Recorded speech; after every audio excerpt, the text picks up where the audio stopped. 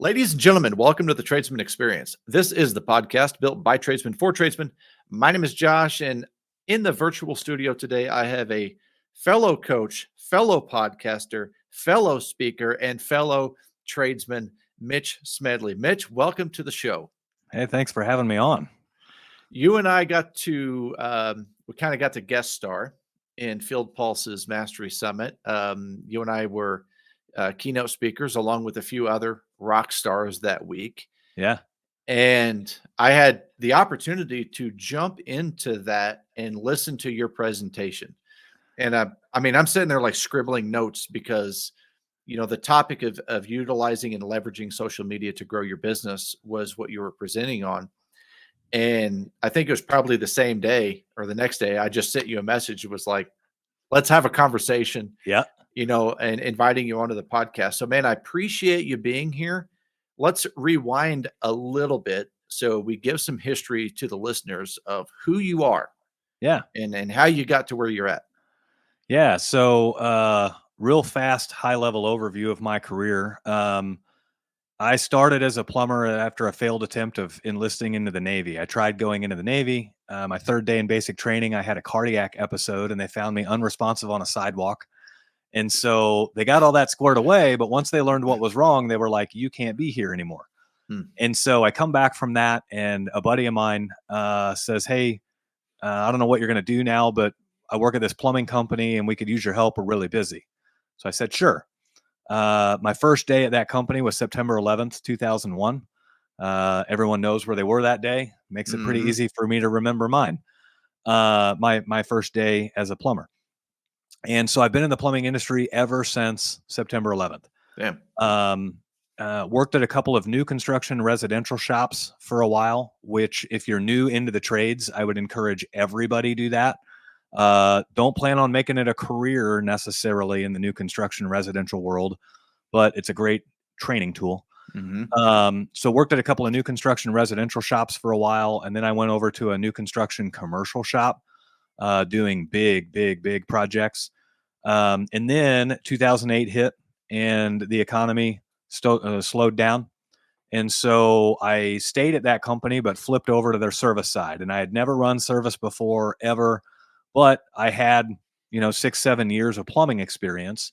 And I'm always the type where I'm challenging myself all the time. Like I go to work proving, like my goal is to prove to the boss that I was the best man for the job that day. So I was learning a little bit quicker than a lot of people would, especially the ones that just want to go in and put in their 8 hours and go home. And so I get into this service role and man, that was my jam. Like I loved interacting with customers. I loved developing a solution because like on the new construction commercial side of things, you're just doing it like the blueprints say. You're not really a part of the solution, the creation of the solution. You're just putting the puzzle together. And so this was having to learn what the puzzle even was, and that was a lot of fun. Interacting with the customers was a lot of fun. It just seemed like a really easy way to differentiate yourself from somebody else. And so I rode the wave of that company growing, and I ended up managing their plumbing department. And by the time I was at that company for like 10 years, by the time I left there, they had, 10 or 13 guys, and they were on pace to do about 3 million in revenue. It's pretty cool. Cause we kind of started it from nothing. So I left that company, went to a different company to manage their plumbing department. That company had 25 plumbers and they were doing about 8 million in revenue. And they were doing about 6 million in revenue when I was signed on. 18 months later, I was only at that company for a year and a half. 18 months later, we had kind of cut some of the riffraff, got them down to about 17 plumbers. But we were doing about 8 million in revenue. So, trimmed the staff down a little bit and got everybody running a little bit more efficient. And then I took one other stop at another company before starting ours. And that particular company, they had done HVAC for 33 years, had never done plumbing before ever, other than installing water heaters with full system replacements. And so signed on with them, spent 30 days building all of the processes, building their price book, getting all the tasks into the computer, building the truck, getting it stock shelved, inventoried, documenting everything so we could replicate this And by the time I left, I was at that company for 7 months. 6 months, we were actually up and running and turning revenue. So after the end of my 7-month tenure there, they were on pace to do about $1 million a year in revenue. And so I left that company and then started Smedley Plumbing. That's the logo you see over my shoulder there. Started Smedley Plumbing. I already had the proof that the plan would work, but really the only difference now was my name's on the truck instead of somebody else's. But also capital was now a concern. You know, when you start a plumbing company for somebody that's been in business for 30 years, you know, if they need trucks, you just buy trucks. If they need inventory, you just buy inventory. Whereas when you're bankrolling the whole thing yourself, you got to be fairly calculated with how you handle all that. But we still overcame that challenge. And 9 months into business, we had 3 trucks on the road. And, you know, at that time, we weren't financing anything. We were paying cash for everything. And that was also the time COVID was causing some crazy vehicle pricing and scarcity. So we were having to get really creative with how we were finding vehicles and everything because, you know, pricing and availability was just wild. And now, so that was in 2020, August of 2020. Now we're up to 5 trucks, 10 employees, and we should this year we'll do anywhere from 2 to 3 million in revenue. It just kind of depends on how our marketing hits this year. Yeah. So. I want to plant a seed here for the future. I would like for you and I to have another podcast episode and really dive into processes and operations, because just that nutshell that you gave of how to jumpstart that division of the HVAC company, starting the plumbing company. And I'm a huge operations advocate. Like, you've got to have systems, you got to have procedures, not in a sense that takes away the human factor, because you still have to allow for people to be people, but having structure. So future conversation for you and I, because I don't want to miss out on the opportunity that we have today. But I do want to ask you a question based on just kind of your experience going in. What was it that gave you the initiative to start your business? And do you think that anybody can start a business? So for me, the first question on the initiative side of things, I was a little delayed into starting my business. I was 38 when I started my business, and a lot of people start their businesses much sooner. Maybe mid-20s, maybe early 30s. Plumbing is a trade where if you're going to start your business, you have to be master licensed in order to get a business license. So plumbing is going to force people to start their businesses a little later, just because they have to have that master's license, right? But I was still a product of all the horror stories that old bad bosses and bad owners tell you, right? These bad bosses and bad owners try to convince you, you know, oh, you don't want to start your own business. Oh, it's horrible. It's so risky. I almost lost everything, and the phone never stops ringing, and I'm always at work, and all this stuff. And so they convince you not to start your business, but then they get in their brand new Corvette and drive away, and you're like, wait a minute, this can't be all bad, right? Right.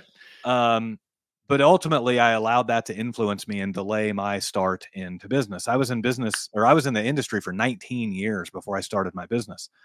And so ultimately for me, I had the track record of building or expanding on other people's legacies, and adding to their legacy. And finally, I just had there's a day in January where I texted my wife. I still have a screenshot of the text where I texted my wife in January of 2020.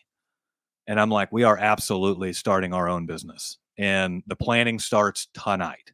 And she just replied with okay, exclamation point. And we started planning that night, and we opened our doors August 1st of that same year. So we gave ourselves, 6-7 months to get things ready. Your second question, can anybody start a business? Should anyone start a business? Should anybody start a business? Ultimately, the real answer is no. However, it's not about a matter of really what it is are you a hunter or a gatherer? And what I mean by that is, is the moment you step away from your, like when you're working for somebody else, your employer is keeping your schedule full. Your employer is keeping calls on your board or installs on your board. Or if you're a manager, your employer is keeping a team of people there for you to manage. In other words, your employer is keeping your day full. Whereas the moment you leave an employer and you are on your own, your phone doesn't ring unless you put in the work.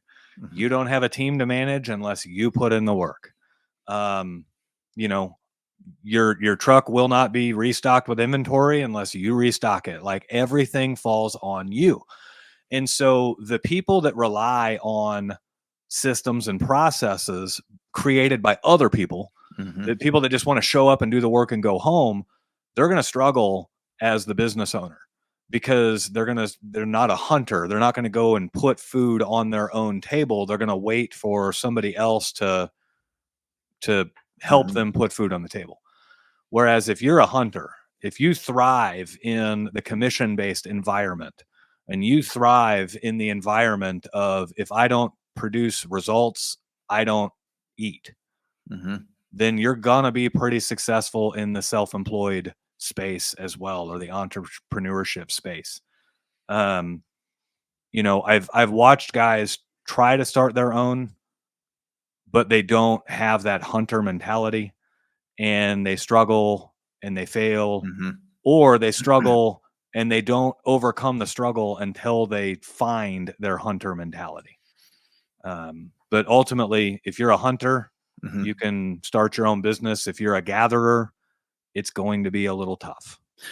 I think that there are number ones, there are number twos, and there are number threes. And people, if they can recognize, if they're the leader of the tribe and they're the lead hunter, those people are going to start their businesses. You and I have our own businesses. Yeah. Because we're going to go out and kill something and bring it back. And not that a number two or number three can't have a business, but when they try to take that lead hunter role, it rarely goes well. Yeah. Because they just don't have that extra thing. But what I've also seen is a lot of times those the people that don't want or need to start their own business can be a tremendous catalyst in an existing company. And you experienced that. You were a catalyst in multiple companies. I had very similar experiences. Before you and I hit record, I was I'm pleasantly surprised at how much our paths align and how much our history aligns. Yeah. With being in the truck and the tools. But there's a lot of opportunity for people to excel in the company that they're in by being that catalyst, by fighting to be that number two or that number three without the risk of being, the lead hunter. But at the end of the day, I completely agree with you. The lead hunter, the pack leader they're going to start their own. Yeah. And that's just our nature. Yeah. Yeah. The dangerous ones that I always try to watch out for are the ones that like get mad at their boss one day and say, screw this, and they quit, and they think they're just going to create a business out of thin air. And there's a lot of people that have done that and are still in business today. However, they will all tell you, I probably shouldn't have quit when I did. Like, I probably should have mentally quit, not vocally quit. And I probably should have started putting my business plans together so that I actually had a business to go to instead of like, crap, what do I do now? Yeah. And if you find yourself in that position where you're constantly battling with management, start to look at why you're battling with management. Are you battling with management because you really deep down feel that there is a better way to do this? Or are you battling with management just because you want to be right? And like, in other words, are you arguing two sides of the same coin and it really doesn't matter? It's just a measuring contest to see how many times you can be right versus me, and if you really do see operational breakdowns and customer experience breakdowns that you're fighting against with management, then maybe business ownership is for you. Because those are all the things of like, for instance, we started our company because I had a very specific culture that I wanted within the company. I saw all these other companies doing it I don't want to say formally wrong. I felt there was significant Mhm. room for improvement with all these other companies. And so I'm like, let's just create a company that solves this problem. Mhm. And so we did. And we planned it. You know, we were very methodical and everything else with it. And we hit the ground running. Yeah. I started my business for a very similar reason. I was tired of working for bad leaders, and I knew that there was an opportunity to create something different. I had uh, a little bit different experience, because you went from structuring a plumbing division into an existing company and then went into your own, which is a beautiful transition, Yeah. right? So fortunate. You're so fortunate because you had the first go around financed, Yeah. and so you got to do it and then you do it again. I came out of being a territory manager. So I went from the tool bag to a service manager to a territory manager. So now I was doing sales for a manufacturer. And that is what exposed me to the poor leadership and the poor business operations that most of these people in the skilled trades have. And it was really this um, psychotic wheel of blame and complain.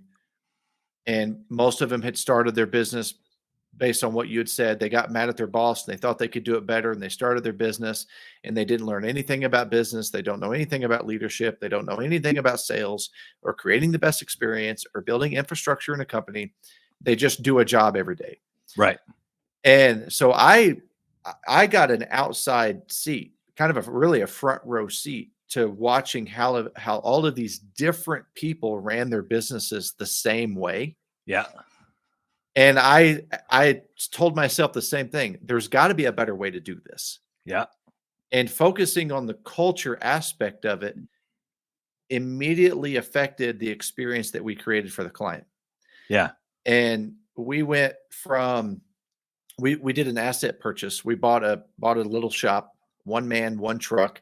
The van was ragged out, like 260,000 miles, half ton, like Yeah. a little E150 van. And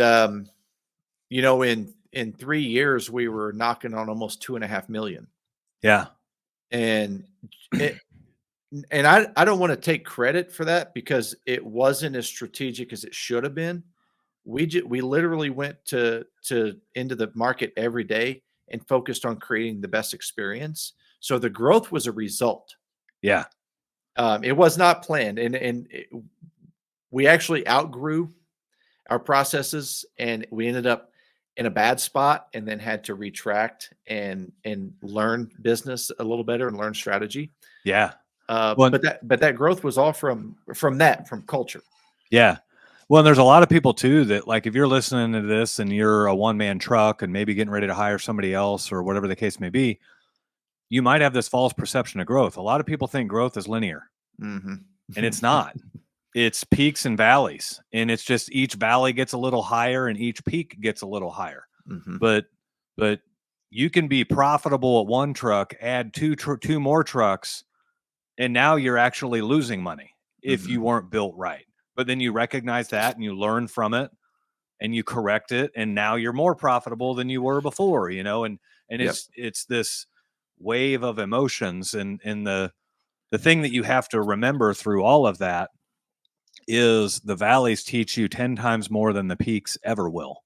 100%. um and it's hard to recognize. It's one of the hardest things ever when you're going through one of those valleys, and it's like there's a lesson in here, and like nobody wants to admit it. Mhm. You just want to get it over with, but finding the lesson in the valley is what's going to get you to the next peak. Completely agree, because the peaks and valleys they amplify the internal narrative in my Yeah. experience. And if you're in the valley, you start to question, should you be doing this? Are you any good at this? I didn't know this was coming, and you can really beat yourself up in the valleys. And at the same time, on your peaks, you can stand up there and go, obviously, I have this figured out. The Yeah. seduction of success sets in. You're standing there in the Superman pose, and you're like, what does everyone complain about? So you really have to be conscious and aware of that internal narrative and how you're amplifying that into your business and culture, and kind of falling back into what's the plan? Did Yeah. you get here by accident? Yeah. Well, and that's another, you just kind of touched on something else for the guys that are considering starting their own thing. Let's say you're a sales guy, and like we all know in the sales world, sometimes sales are just automatic. Like you'd have to try not to make the Mhm. sale, right? Um, and so let's say you're a sales guy and you walk into one of those scenarios where it just happens. If you're a good sales guy, you recognize that, okay, this was just one of those automatic scenarios. And you're still even challenging yourself of like, how could I have done better? Right. Mhm. But if you're a bad sales guy, you're going to walk into that scenario where it's just automatic and you're going to be like, I did this. This is me. Uh-huh. Look how good I am. Right. But then the flip side to that is we got those other scenarios that are tough to win. Maybe it's even a no-win scenario. But if Mhm. you walk into those and you're like, well, the call sucked, it was a bad lead, and you're putting all the blame on everything else, then you're probably not cut out for business ownership. Mhm. If you're willing to take the credit when the win happens, but you're willing to pass the blame when the failure happens, that's the recipe for disaster in business Mhm. ownership. You got to be able to own the failures and Mhm. say, how do we prevent this from happening again? Like, what steps can I put in place? Yeah. So Yeah, completely. But to me, that's the difference in leadership and management yeah. is you have to recognize that A, if you have had the experience and the good fortune of working for bad bosses, that that exposure really is how you've been trained. Right. And unless you have purposely went outside of that to learn leadership and to learn communication skills and to learn business, you are naturally going to repeat that process with the Yep. people that you hire. Yeah. And then you start to justify it. Well, now I know why my old boss acted that way. Well, now I know why he was always yelling at us. Well, I know why he didn't pay us more. And you start to justify that narrative and those behaviors. And now you just multiplied what the other business is doing. You made no difference in the market. The Right. only thing that you created was another option for people. Right. You're not offering anything different. So you have to have that sense of maturity and say, this is what I do know. Let me ask some questions so I can identify what I don't know and then learn and expedite that growth. That's going to help elevate you into a more successful business owner. Yeah. Yeah. That's that's the catalyst, like what you were talking about. You don't want to just become another option in the marketplace. You want to become an obvious choice. Mhm. And so you need to look and examine, like, okay, how do I differentiate myself from just one of the other options to the obvious choice? Mhm. And usually that's going to be the client experience. 100%. I was just getting ready to say the only way that we did that is our focus was on the client experience, everything about the client experience. Yep. Um, I'm going to use this as a jumping off point to the real topic of conversation today because I think you and I could just sit here and agree with each other for an hour back and forth, and it would be an easy conversation. Yeah. But I'm really interested in learning from you today. And your presentation that I mentioned earlier focused around leveraging social media to Yeah. grow your business. And the reason I want to make it a jumping off point is because when you have a business, you have to tell a story and you use marketing to tell that story that's going to connect with your clients. I'm really interested, Mitch, in how to do that. What are some really good either strategies or tactics or methods of leveraging social media to get that story out and to not only connect with those clients, but to discover those clients and kind of multiply that experience. Yeah. So, my social media philosophy is twofold. One is your personal social media brand, your personal pages, but then also your business pages. And they're similar but different. And so, um, your personal social media, you're going to get more work as a small business. You're going to get more work from your personal social media than you will your business. And the main reason why is just people by nature don't want to follow business pages. Business pages stereotypically try to sell you stuff, and people don't open up social media to be sold something. They open up social media to be entertained. And so you can use your personal and your business both to entertain them, but you just got to know that your personal is going to get a lot more mileage and a lot more exposure than your business. Plus, social media platforms make money off selling ads. Well, who's spending the money for the ad space? Businesses. And so social media platforms automatically throttle the exposure of businesses unless you want to pay for it. And so again, that's why you go on your personal page and get very active on your personal page. But really, the key to winning the social media battle is it just being ultra transparent about everything that you're doing throughout the day. And don't have ill will in your heart. Like I don't have a mean bone in my body. I'm a very transparent person, but I'm also very nice, which is cool because it allows me to talk about pretty much whatever I want on my social media, and nobody's going to take it the wrong way. And if they do take it the wrong way, they're probably either not a follower of mine or they haven't been following me for very long. So, always keeping a positive mindset and a positive outlook helps. But so, like, one of my rules for social media is to keep things positive. Some people read too far into that, and if I make a post about a negative subject, they're like, "Wait, I thought you were all about positivity." And it's like, well, sometimes you have to flesh out the negativity to find the positivity that's lying in there, right? And so, um, I have some rules for myself. I make a post on social media every day. I'm more active on Facebook than I am on Instagram or TikTok or any of the others, mainly because Facebook's built a little bit more for businesses. If you have a national product to sell through a website, then you can see success on Instagram. But with Facebook, Facebook is a lot more open to conversations. Facebook is a lot more open to regional groups, your local community groups, and things like that. And so, if you're a local home service provider, you're going to get more business from Facebook than anything else. And so I just became ultra transparent with how I was behaving on social media. If I had a really cool experience happen with a client, I would write up a quick story about it and share the experience on Facebook, and sometimes it's, hey, this sweet old lady, she got told by this other company she needed a whole new sewer, and as we found, the other company was kind of being like fraudulent. They were showing her footage from a sewer that wasn't even her sewer, and we ran our camera down her sewer, and her sewer's in perfect shape, you know, and and ultimately, like, that's kind of a dual purpose thing. Everyone loves the good, warm-hearted story, but also it plants that seed of like, wait, there's companies out there that will lie to you just to make a sale, and so you can talk about stories like that. You can share some of the gross things that we get into being in-home service providers. Like, we've all found the dead cat in the crawl space. We've all seen the cobwebs and the spider webs and all of that stuff. And you're trying to share those stories in a way that's not bashing your client.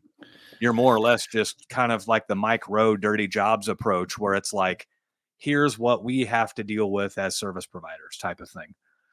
Um, and lastly, it's just being real.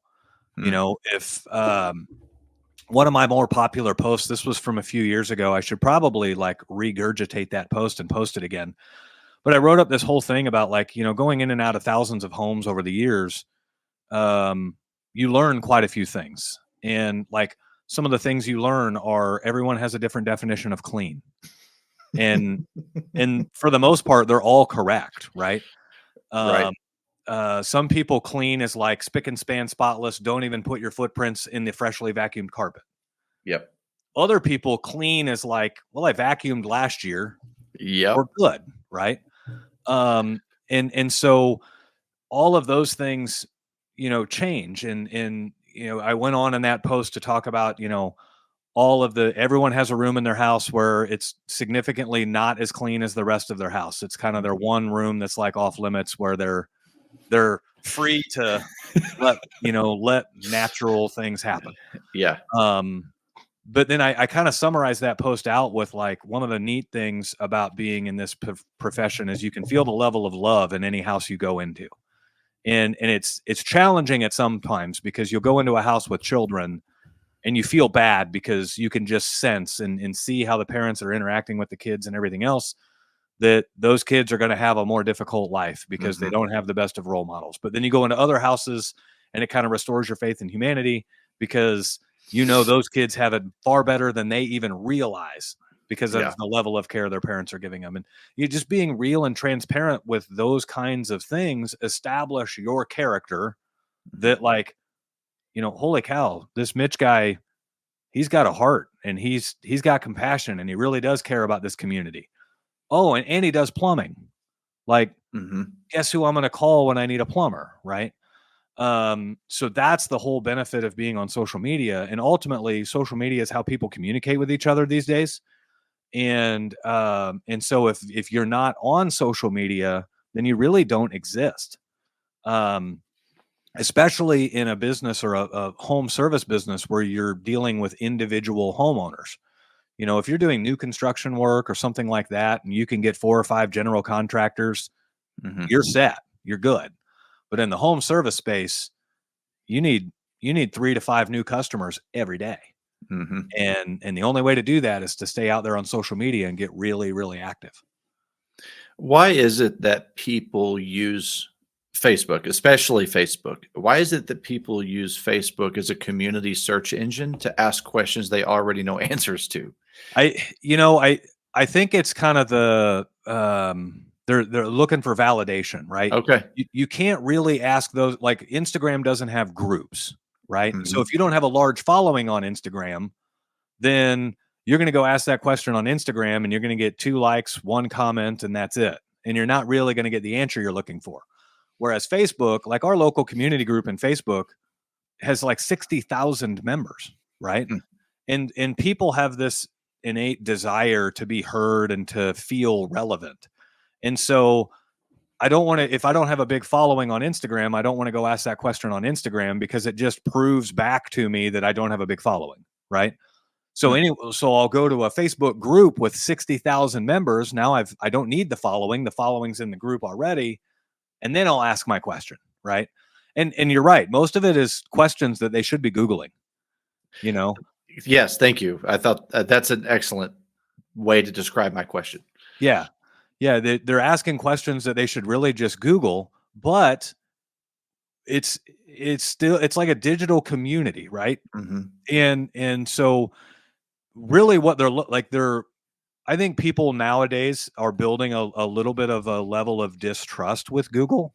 There's enough questions about Google's, what website Google shows you and doesn't show you, and everything else. And there's enough examples of getting biased information from Google that I think that's what creates the popularity with these Facebook groups, is you're getting responses from people, not from a search engine.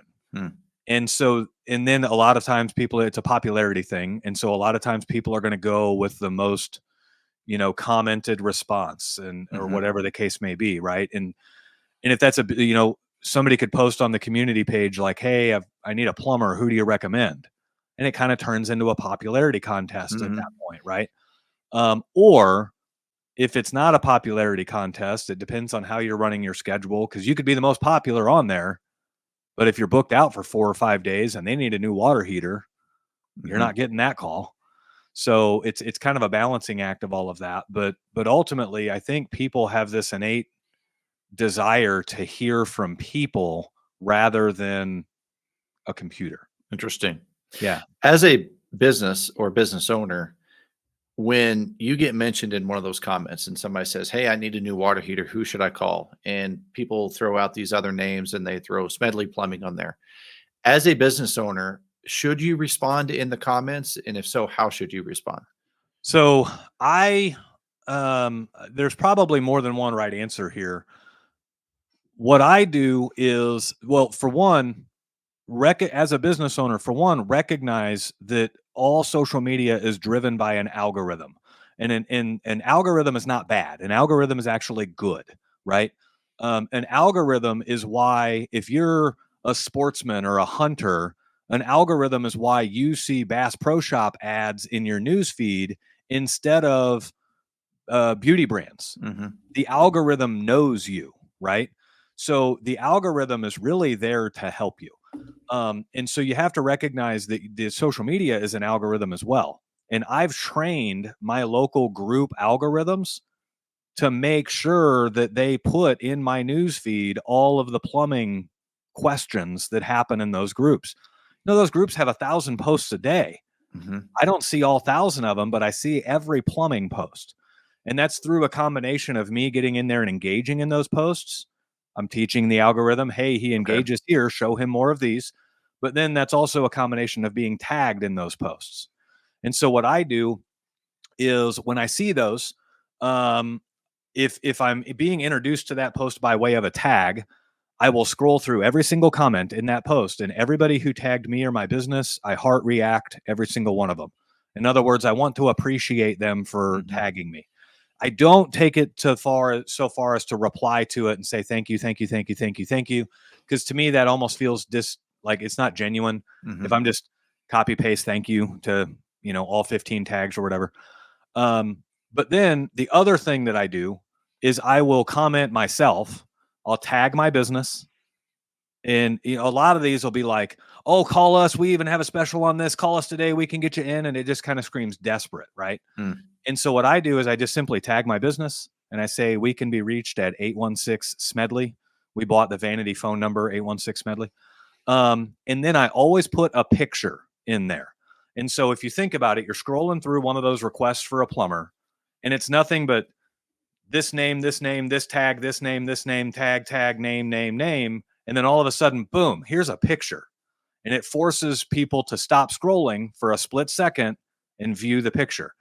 And I'm kind of creative. I just get, back when I started our company, I made all of these funny pictures just from my phone. I didn't pay a graphic artist to do it. I literally did it all from my actual phone, not even on a computer. And I'd crop our logo into the corner, and I would put, I just, some of it's a comic, some of it's just funny dog pictures or whatever the case may be.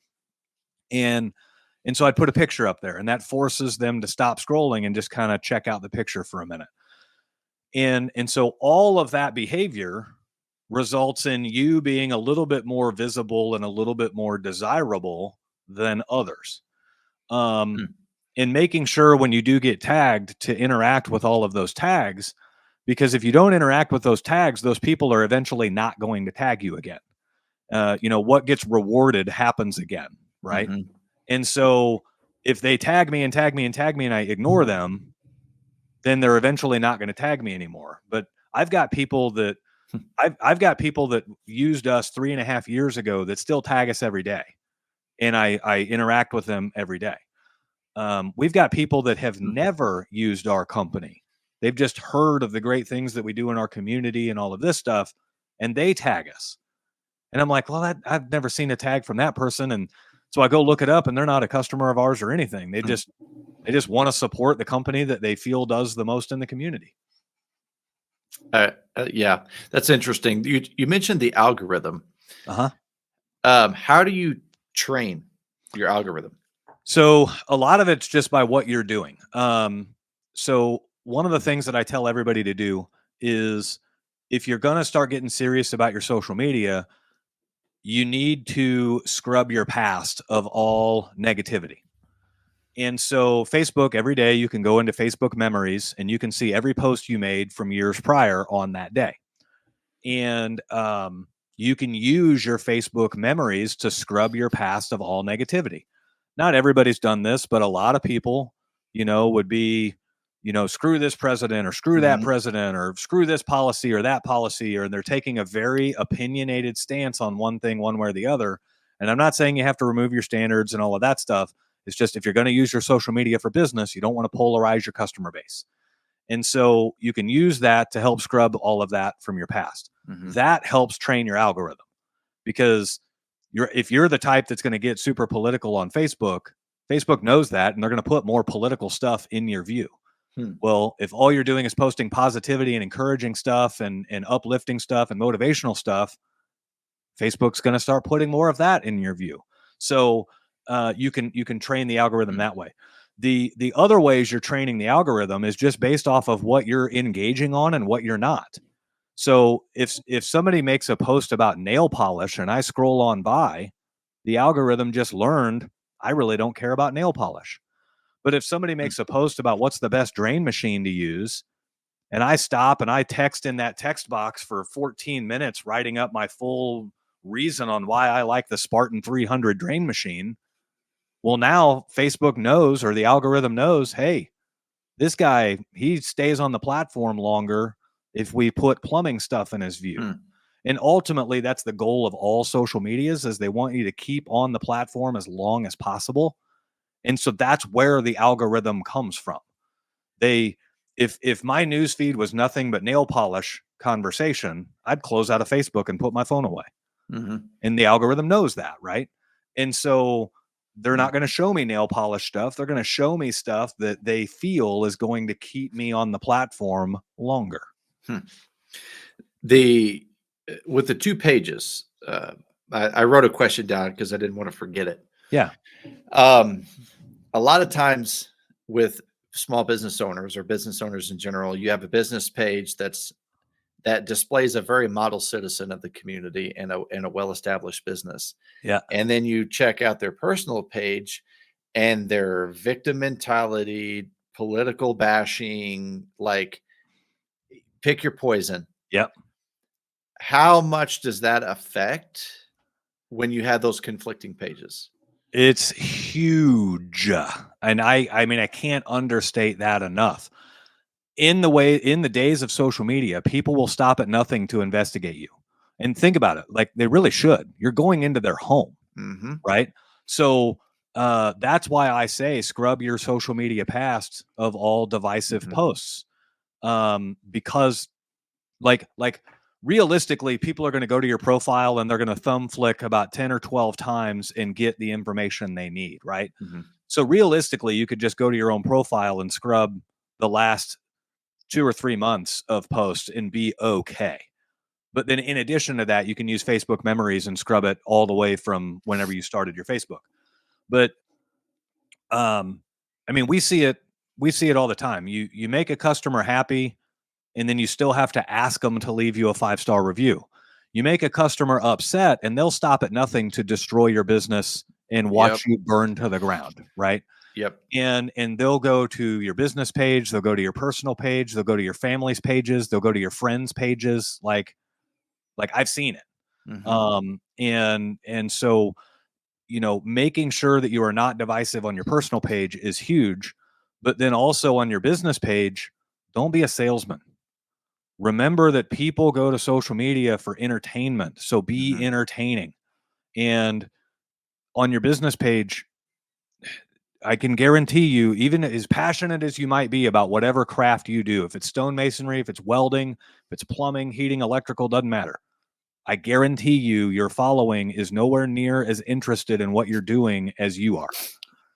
And so they don't want factoids. They don't want tips and tricks in a printed, like here's what most people do. We just went through some rounds of freezing here, right? And everyone goes to Google and they'll search up like top 5 tips for frozen pipes. They screenshot or copy the image off of Google. They may or may not crop their logo onto the photo, and then they post that. And they think that's doing well on social media. Well, it's not. Like, nobody wants top 5 tips for frozen pipes when they go to social media, but they absolutely want to see the damage that you're seeing from real life frozen pipes, right? And so there's no shortage of other people trying to give everybody tips about frozen pipes. But they want to see a video where you shot like a selfie video of walking around a house instead of just saying, open your cabinet doors, let your faucets drip, right? Like everyone's seen that 1,000 times, Mhm. but what they want to see is you actually opening the cabinet doors, and they want to see what a dripping faucet, are we talking like a little drip? Or are we talking a stream? Like they want to see you mess with it and get it perfect, and then all of the other tips and tricks that you may give. Like video is great for that. So ironically, today I've got a Facebook reel that's going viral as of today. Yesterday it had 50,000 views, and today it's got 550,000 views. And it's basically me saying, watch out for box store water heaters because they're junk. So Was that the $100.65? Well, yeah, I actually saw it. It came up on my feed. Yeah, guy was bragging that he got a deal, and this is a contractor. He's bragging that he got a deal at a Home Depot water heater for $106. And I saw it on some internet forum or Facebook group or something, and I commented on it, and I said, just to clarify, you paid $106 for 3 callbacks and 1 upset customer. Like you didn't actually win by getting a water heater for $106. Yeah. So, but even on that same line, using your business social media to show, hey, here's yet again another Home Depot water heater that failed in 4 years. You could preach to them and type in the box all day long, don't buy Home Depot water heaters. But until you show them pictures and videos of it, like that carries so much more mileage and makes your business so much more memorable on social media. One thing I learned in my industry was what the big box stores had on the shelf was not the same thing that we bought. Right. Exactly. That stuff being mass produced for pennies on the dollar, but what we had access to was far superior. Yeah. Yeah. And we run into the same thing more specifically on water heaters. And ironically, so about 1.5 years ago, maybe 2 years ago, I had recognized that, okay, my last 10 water heater control valve failures in a row all happened from box store originated water heaters. And I'm like, and it's a Honeywell gas valve. I'm like, there's too much going on here for this to be the same gas valve that's on the heaters that I'm buying at the professional plumbing supply store. And I happen to be friends with the Honeywell rep. And so I text him and I'm like, hey, is there really a difference on the Honeywell control valves from box store units to professional grade? And I told him, I said, the last 10 control valve failures I've gone to are on box store units. And it seems too ironic. And they were like, yeah, they're completely different. Same outer shell, completely different on the inside. And I'm like, can you enlighten me as to what's different? And they said, let me call one of our engineers. I'll call you right back. And so there's one at that time, again, this was 2 years ago. There's one external component and 3 internal components that are very important that are different on the box store units versus the others. The external component, you'd still have to remove the control valve to see it, but the little temp well that goes into the heater. Yeah. On a professional grade box store or a professional grade unit, there is a metal cap on the end of that temp well. And on the ones that originate in box stores, there is no metal cap. And one of the biggest reasons for those control valve failures is that plastic. Now that raw end is plastic. That plastic gets heat cycled and cracks and lets water get into the assembly, and the water kills the control valve. And so then they went on to say that there's 3 different pieces of metal on the inside that do not conduct electricity as well as the others, and they have a shorter lifespan. And so ironically, that video is kind of going nuts because people are arguing in the comments that no, they're the same. This is just typical plumbers' lines trying to sell me their heater and all of that stuff. So we do a fair amount on YouTube. I'm actually going to go buy an A.O. Smith water heater from Lowe's and an A.O. Smith water heater from the professional plumbing supply store here in town. And we're going to deep dive into it. And we're going to literally cut these things in half, and we're going to show everybody exactly how different they are. We ran into issues like that with thermostats and control boards. The relays are different. Just the quality of the construction internally was different. The shells are the same, like you said. Yeah. But people, were same thing. Well, I can get a Honeywell Pro 5000 for $45. I'm like, and then you try to educate them that it's not the same, and their fear and their actions of how they've been treated before, they feel like you're lying to them. Yep. And then you look at it and go, okay, well, how do you prove it? A huge one that we ran into. This is something I always found that unique between HVAC and plumbing is on paper, you can go buy everything from about a big box store, Yeah. right? Water heaters, pipe, whatever. But you have to have a master's license to own, uh, be a business owner in the plumbing industry. Yeah. We're the reverse. You can't buy air conditioners and furnaces from a box store, but any moron can start an HVAC business. Yeah. And all you have to have is an EPA license. That's Yep. literally in most states that's all you have to have. I always thought that was interesting, that kind of the discrepancy in the two industries. But Yeah. we we would have to explain that to people too. Hey, look, if you buy this furnace off the internet, the manufacturer will tell you that that 10-year warranty is void the moment it is sold online. Yeah. Yeah, well, I'm just like, okay. And so I know it's easy to get frustrated at the clients, and then you end up wanting to attack the client instead of continuing to try to inform and educate them. Yep. And so, what you're talking about is leveraging your social media to use it as an education platform. Exactly. Exactly. But do it in a creative way, right? Mhm. Again, those printed top 5 tips and tricks or factoids, they don't want to see that, but they do want to see, here's yet again another box store piece that failed Mhm. compared to a professional plumbing supply piece. Like you can see it on faucets easy. You can go get this model faucet at a professional plumbing supply store and the box weighs 12 pounds. You go get that exact same model faucet at Home Depot and the box weighs 3 pounds. Mhm. Like, obviously one's a better quality than the other, Yep. but being able to convey that in an entertaining way without you're not trying to chastise like people. They come by that position naturally. They come by the position that, oh, they've got to be the same. And mainly what it is lies sound awfully sweet to the uneducated, and they just Mhm. don't know, right? And so they believe the lie that, oh yeah, it's just the same. Home Depot probably negotiated a better price.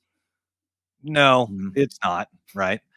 And so, um, being able to convey that information in a way that's entertaining is Mhm. the key to success there. Yeah. How often should people be posting? And my second part of that question is, how often should they include themselves in their pictures or videos of when they're posting? So you kind of got two different layers there. I Okay. always tell people you need to be posting every single day. Um, and the main reason why is you're trying to stay relevant, but in a good way. You're trying to stay in their view. We've had customers that call up and they'll tell us, we'll say, "Oh, have you ever used this before?" And they'll say, "No, but I've heard great things." Okay, cool. And then we start getting their information and plugging it into our CRM, and sure enough, they're already in there. We were there 8 months ago, but they forgot about us, Hmm. right?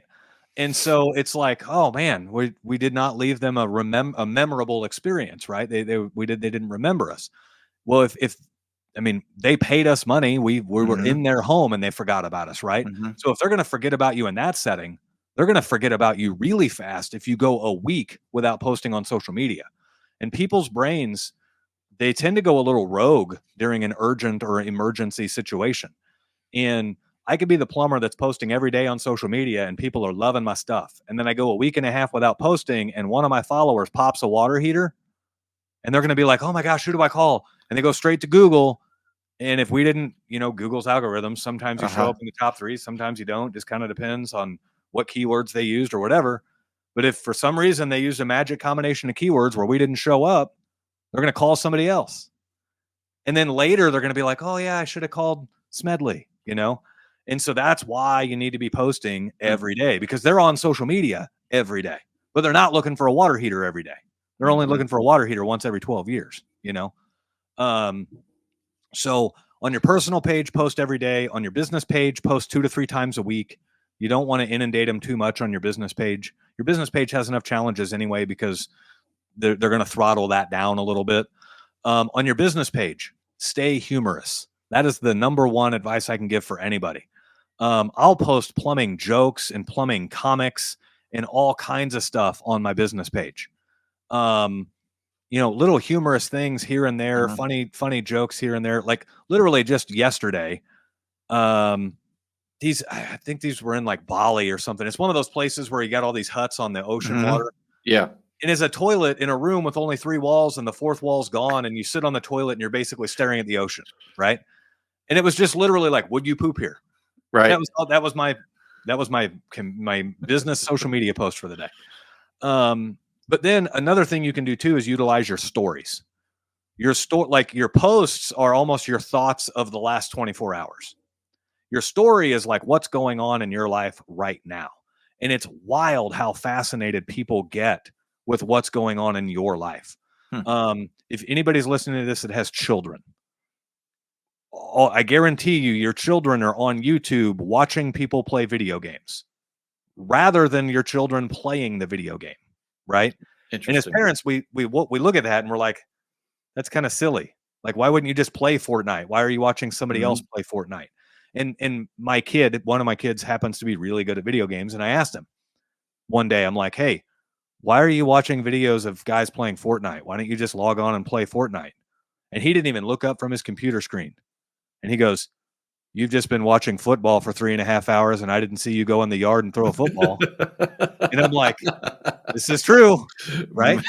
So, fair. We're really fascinated with what other people do. And we're really fascinated with how they do it, right? And so using your Facebook story, your story is like the live account of what's going on right now. Hey, I'm sitting on the side of the road with a flat tire. I hope my next client doesn't get upset that I'm going to be a little late. Snap the photo. And the stories are the hardest ones to convince people to do too. Everyone says, I don't have time for social media. You're already doing life. It's literally snap the photo, post it on your story and move on. I mean, it takes 4 seconds. It does not take long at all. Now your daily Facebook posts, those can take a little bit more time to write and everything else. But as you're writing your daily posts, remember the goal of social media is to keep people on the platform longer. So your daily posts need to be written in a way that keep people on the platform longer. So if it's a long form post, they only show you the first little bit. So you've got like 3 lines to grab their attention. And then it says, see more. And you can tap that little thing that says see more. Well, that is the algorithm learning the desirability of that post. And so if nobody's clicking see more, then your top 3 lines didn't really grab their attention. Facebook's not going to show that post to very many people. But if a couple people click see more and you're teaching the algorithm that, hey, this post must be something, it's causing people to spend 13 seconds to read it. Well, now Facebook's going to show that post to more people. It's kind of neat. And what about including yourself as like a selfie or a self video? Yeah. So some of that just kind of definitely on your personal page for sure, because that is your personal brand. That is you and everything else. Your business page is kind of hit or miss. It depends if you're building your business around you being the face of the business or if you're building a faceless business. So for instance, one of the possible names I had for my plumbing company was Superior Plumbing Systems. And if I was building Superior Plumbing Systems as a business, no face is attached to it. It's just a standalone entity, right? However, the moment I decided to put my own last name as the business, well, now my face kind of has to be attached to it. And so I just roll with that. And I've seen people do it both ways. I've got a buddy of mine who owns a company called 5-Star Plumbing, and nobody knows the owner. Like, I mean, I'm sure a lot of people know the owner, but like, you're not calling it because, Brandon owns 5-Star Plumbing. You're calling it because you've seen great things about 5-Star Plumbing, right? And so it's just you just got to decide how you want to run that one. Well, that leads me to a question then. How important is personal branding? You will get more business if you're using social media to grow your business. You will get more business from your personal page than you ever will your business page. And if you want to prove that to yourself, make a post on your personal page and then go make a post on your business page and see which one gets more reactions and more likes and more comments. and you'll find that people naturally want to follow people Mhm. rather than businesses. And ultimately, people buy from people, they don't buy from businesses. Mhm. And so you want to establish that know, like, and trust factor on your personal page. Yep. I asked that question to set up this question, or comment/question, is when people make the decision to go into business and they're making a decision to represent something, Yep. and they're making a decision to say out loud that I am the expert in solving this problem, which is why you should depend on me. And then they go out into the market every day. I think a lot of people don't recognize that when you make that decision, you immediately have to elevate yourself as an individual. You have to elevate your behaviors. You have to elevate your restraint on opinions and views. And you have to make sure that at least what people are seeing aligns with what you're telling the market. And it's a really it's a difficult stage of business maturity Yep. and leadership maturity for people to even accept that. Yeah. And I get blown away. And this is a great example. When you drive by between 4 and 6 o'clock in the afternoon, and you see a company logo truck at the local bar, that tells me that you do not have the leadership maturity, you do not have the business maturity, and you don't have the awareness to build a personal brand that aligns with what you're trying to do in the market. Right. Right. Yeah. It's uh, people want to buy from businesses that do a good job of supporting the community. And people will infer whether you support the community or not based off of your character. Mm, And so if you're constantly complaining and you're constantly posting negative stuff and you're griping about the potholes on the road fresh after frozen weather, and you're griping about the traffic light being out, and you're griping about wasted tax dollars, and all you do is gripe, gripe, gripe, gripe, gripe, well, they're not going to shop with you. mhm. Um, same goes for the guys that are posting pictures of partying and flipping off the camera and Uh-huh. you know, you know, smoking whatever it is they smoke or drinking whatever it is they drink or whatever else. There's just an element of distrust along Mhm. with that image, and so people won't shop with Yeah. you, right? I'm laughing because you're talking about getting on social media and griping and complaining. That's who you're going to attract as a customer. Yeah, And then when you serve that customer and they get on social media and they gripe and complain about you, they're just repeating the behavior that you have. exactly, exactly. And so you become what you act like, right? And Mhm. so if you want to be a good pillar in your community, you need to start acting like it. And Yep. ultimately we're judged based off of our actions, and social media is absolutely an action. And so if you're going to get judged based off of your social media actions, they need to be Mhm. in good directions. So Mhm. one one thing we did in our company that was different than any other company. There's a couple of them that there's a few companies that have replicated this. Most have reached out to me and asked, "Is this? Can I do this? Can I even call it the same thing you do or whatever?" We do a program. We call it Family First, and we dedicate the first business day of each month to finding people in the community with necessary plumbing repair needs and no way to afford them. We put them up on our schedules on that first business day of the month, and we take care of their plumbing repairs absolutely free of charge.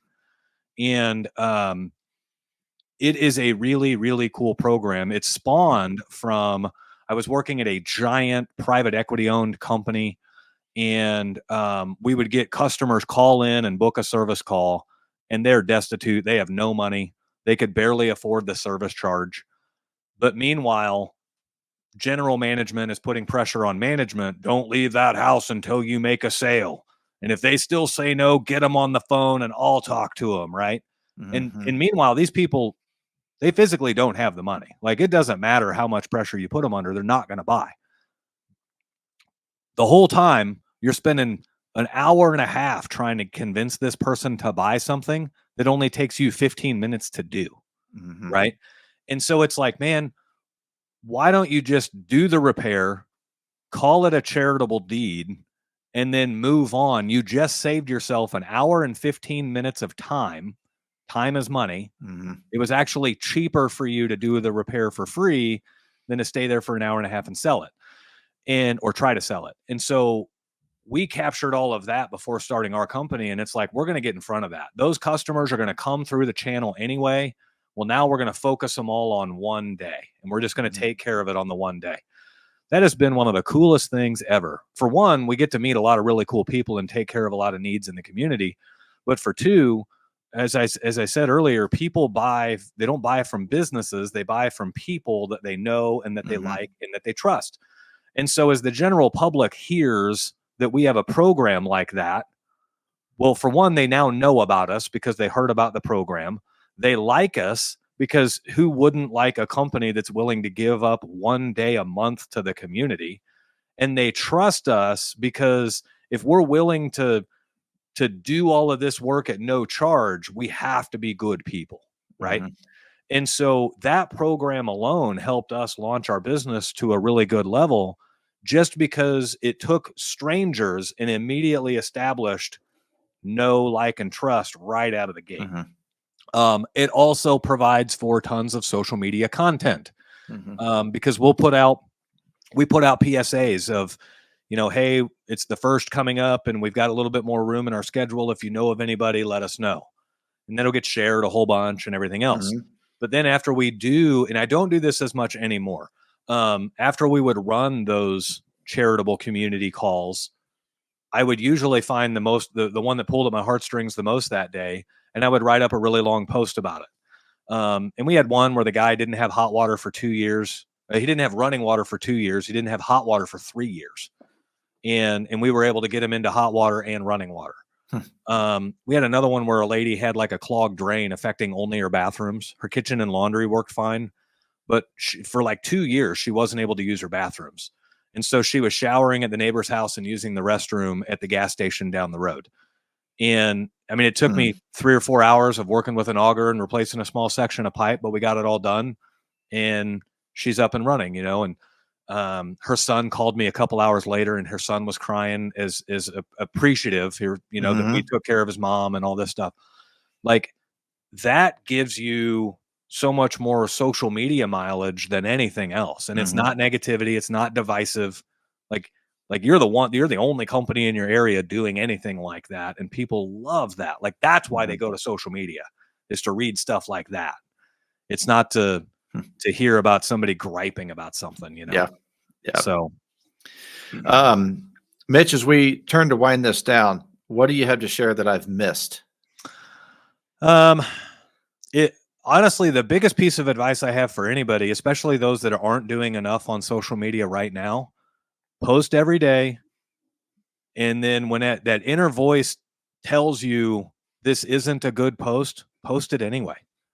Like, people think that if they write a bad post, that everybody's going to see it and nobody's going to like them after it, or they're going to judge them a certain way. But for the same reason the algorithm puts stuff in your view that you like, if the algorithm catches that this is a bad post, nobody's going to see it anyway.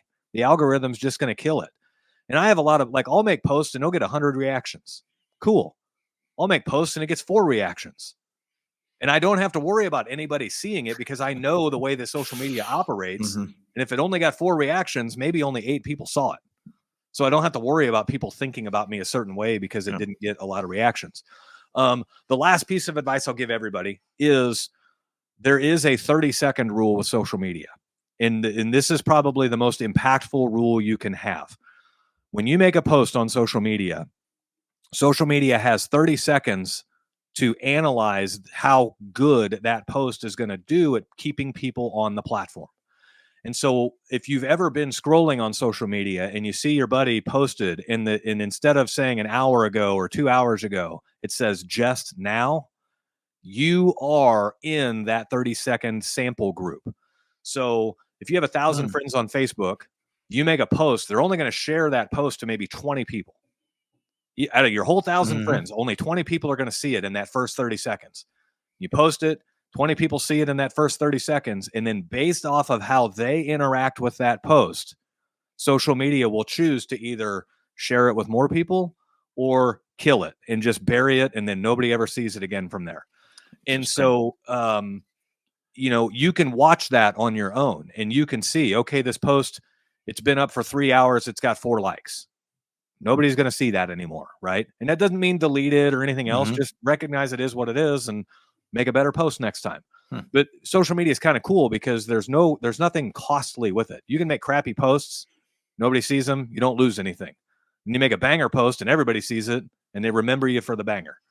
So, leverage that 30-second rule, that initial 30-second rule. And so, in other words, don't post at 11 p.m. because most people are asleep. You're not going to get a very good 30-second sample audience. And so it just doesn't do any good, right? I try to post between like 6 o'clock and 8 o'clock in the morning because that's when people are kind of coming online. The other thing is, if you're writing longer form posts, make sure those top 3 lines hook your viewer, because if the top 3 lines aren't worthy of me clicking see more, then I'm just going to scroll on and the algorithm's going to see that and kill the post. So, but then also, I mean, just dice it up, mix it up, try a video, try a picture, try a caption, try your stories, just try all of that stuff and see what works and what doesn't. And try it on your personal page and then transfer what you've learned to your business page. Yeah. Awesome. Mitch, tell me about your coaching business. Yeah. So we do a podcast as well. The podcast is called The Void. And we've done that for about 2 years now. We're, I think, coming around like 130 episodes or something like that. And the podcast was creating enough of questions and enough conversations that we thought we realized people needed more than just a podcast. And so we created a small trades-based coaching group called Trade Wins.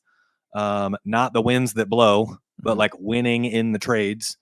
And we've been doing that for about a year now, and we're seeing quite a bit of success with it. Our clients are, there's a fee associated with it, but we have the desire is that everybody sees a minimum of a 10x return on their investment each month in the form of revenue. And so we're really excited because all of our guys that have been with us 3 months long or longer are seeing that 10x return, and they're just loving it. So, and then it gives us an opportunity to do some really fun stuff. We put together some in-person events and sprinkle them around the nation. We had one here in Kansas City last year.